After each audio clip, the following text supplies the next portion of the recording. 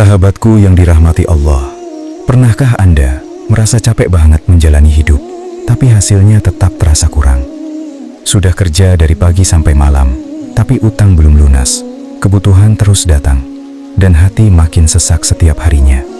Lalu kamu mulai bertanya dalam diam, "Ya Allah, apa pintu rezekiku benar-benar sudah tertutup?" Sahabat, jangan buru-buru putus asa. Karena bisa jadi selama ini kita sibuk mengejar rezeki dunia, tapi lupa mengetuk pintu langit. Dan tahukah kamu? Ada dua surat yang diamalkan di waktu asar, yang membuat hati tenang, hidup terasa lapang, dan membuka jalan rezeki dari arah yang tak disangka-sangka. Tapi, sedikit orang yang istiqomah melakukannya. Bismillahirrahmanirrahim. Assalamualaikum warahmatullahi wabarakatuh. Alhamdulillahi rabbil alamin. Allahumma sholli ala sayyidina Muhammad wa ala ali sayyidina Muhammad. Amma ba'du. Sahabat cahaya surga yang dirahmati Allah, syukur alhamdulillah kita bisa berjumpa lagi di channel ini.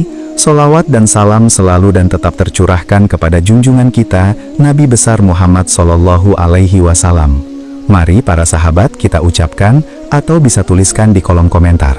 Allahumma sholli ala sayyidina Muhammad wa ala ali sayyidina Muhammad. Semoga dengan ucapan atau tulisan solawat tadi, kita semua diakui sebagai umatnya, sehingga kelak kita mendapatkan pertolongan beliau. Harapan dan doa saya, semoga sahabatku semuanya selalu diberikan kesehatan, dilapangkan rezekinya, diampuni dosa-dosanya, dan dipanjangkan umurnya. Amin ya Rabbal Alamin.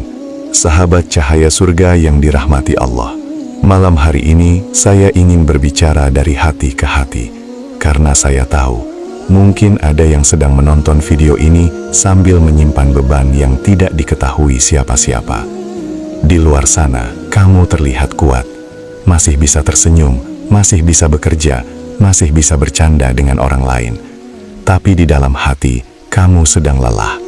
Kepalamu penuh pikiran Tentang cicilan yang belum lunas, tentang kebutuhan keluarga, tentang usaha yang sepi, tentang penghasilan yang makin sempit, tentang doa-doa yang terasa belum dijawab. Dan yang paling berat, kadang kita malu menceritakan semuanya kepada manusia. Akhirnya kita menangis diam-diam saat malam tiba. Sahabat, ada orang yang setiap malam susah tidur karena memikirkan hutang. Ada ibu yang diam-diam menahan lapar supaya anaknya bisa makan lebih dulu. Ada ayah yang pulang kerja sambil bingung memikirkan uang sekolah anaknya besok pagi. Ada juga yang hari ini terlihat tertawa, padahal hatinya sedang hancur. Dan mungkin salah satunya adalah kamu yang sedang menonton ini. Kalau benar begitu, maka saya ingin mengatakan satu hal. Jangan menyerah, karena selama Allah masih membuat hatimu mau berdoa, itu artinya Allah belum menutup pintu pertolongannya untukmu. Sahabat, kadang kita berpikir rezeki itu hanya soal kerja keras. Padahal ada banyak orang yang bekerja lebih keras, tapi hidupnya tetap terasa sempit. Kenapa? Karena ada rahasia yang sering dilupakan manusia. Bahwa rezeki bukan hanya dicari di bumi, tapi juga dijemput lewat langit. Makanya, orang yang dekat dengan Allah, hatinya lebih tenang. Langkahnya terasa lebih ringan, dan seringkali pertolongan datang dari arah yang tidak pernah disangka-sangka. Allah berfirman dalam Al-Quran, "Barang siapa bertakwa kepada Allah, niscaya Dia akan membukakan jalan keluar baginya dan memberinya rezeki dari arah yang tidak disangka-sangka." Quran Surah At-Talaq ayat 2-3. Perhatikan baik-baik ayat ini. Allah tidak mengatakan rezeki datang hanya karena pintar, tidak juga hanya karena kuat, tapi Allah mengatakan, rezeki datang kepada orang yang bertakwa, orang yang menjaga hubungannya dengan Allah. Dan malam ini, kita akan membahas sebuah amalan sederhana di waktu asar. Amalan yang sering diremehkan, tapi diam-diam menjadi sebab hati tenang dan rezeki dilapangkan. Bukan jimat, bukan mantra, bukan sesuatu yang menyimpang, tapi ayat-ayat Al-Quran yang penuh keberkahan, yang jika dibaca dengan hati yang yakin, bisa menjadi jalan datangnya pertolongan Allah dalam hidup kita. Jadi, saya mohon, jangan skip video ini. Dengarkan sampai akhir. Karena siapa tahu, Ini bukan kebetulan. Bisa jadi, Allah yang mempertemukan kamu dengan video ini malam hari ini.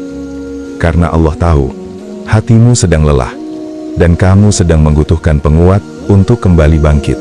Semoga apa yang kita bahas malam ini menjadi sebab terbukanya pintu rezeki, ketenangan, dan keberkahan untuk hidup kita semua. Amin ya Rabbal Alamin. Sahabat cahaya surga yang dirahmati Allah, ada sebuah kisah nyata inspirasi untuk kita semua.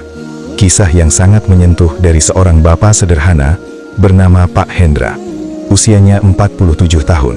Sehari-hari beliau bekerja sebagai sopir travel antar kota. Penghasilannya tidak menentu.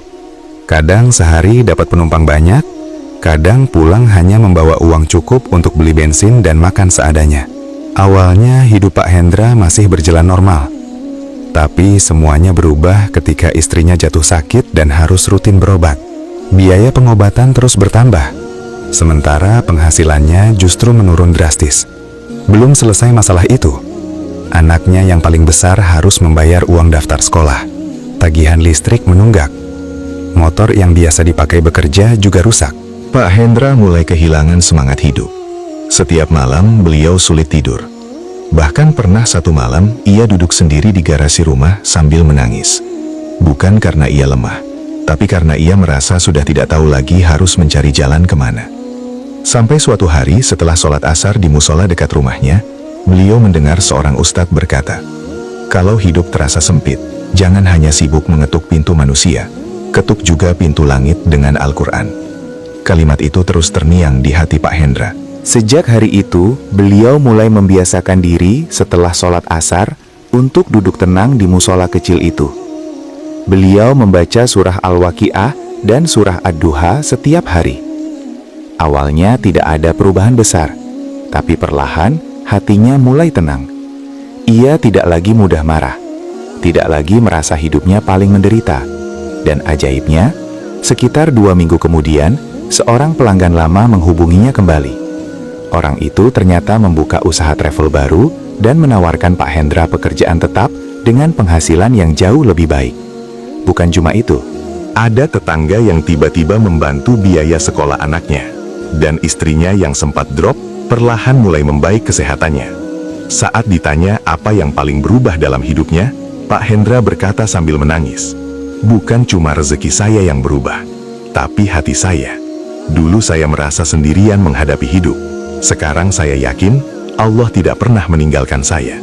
Sahabat, kadang pertolongan Allah tidak datang secepat yang kita mau, tapi Allah selalu datang di waktu yang paling tepat. sahabat cahaya surga yang dirahmati Allah, amalan ini sangat sederhana, tidak membutuhkan biaya, tidak membutuhkan syarat yang rumit. Yang paling penting adalah hati yang yakin, istiqomah, dan sungguh-sungguh berharap hanya kepada Allah. Berikut tata cara mengamalkannya. Pertama, lakukan setelah sholat asar. Begitu selesai sholat asar, jangan langsung sibuk dengan ponsel atau urusan dunia. Luangkan waktu beberapa menit untuk tetap duduk di sajadah. Karena waktu setelah asar adalah waktu yang sangat istimewa. Di waktu inilah hati biasanya lebih tenang dan lebih mudah untuk bermunajat kepada Allah. Tenangkan pikiranmu terlebih dahulu.